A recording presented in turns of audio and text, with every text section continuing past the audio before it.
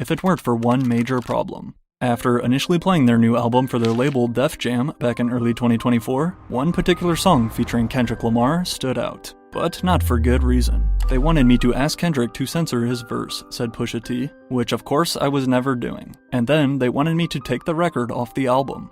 While it is definitely strange for a label to not want to include a feature from literally Kendrick Lamar on your album, back at this point in early 2024 was of course when the Drake vs Kendrick beef ignited. And despite Push himself claiming that Kendrick's bar in question wasn't even a diss at Drake, Pusha T refused to make any of these requested changes, thus quickly leading to his longtime relationship with Def Jam crumbling. But not without a massive price.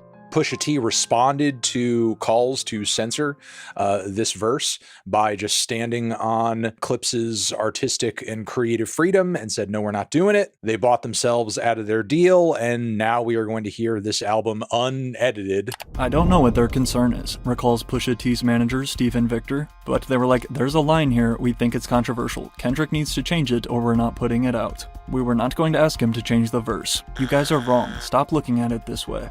After even trying to convince Def Jam to just let them release this one song somewhere else to avoid any complications. Their response though? How about you just find somewhere else to put out clips? Just pay something to us and put it out somewhere else. So, going on to fork over what Stephen Victor describes as, quote, an insane amount of money, a lot of money for an artist to come up with, they then bought themselves out of the Def Jam deal, able to pull a few strings such as hopping on the phone with Jay-Z. Only a few weeks later, a new contract was in place with Roc Nation, announcing that their new album is coming in July. Clearly, Pusha T is out for blood.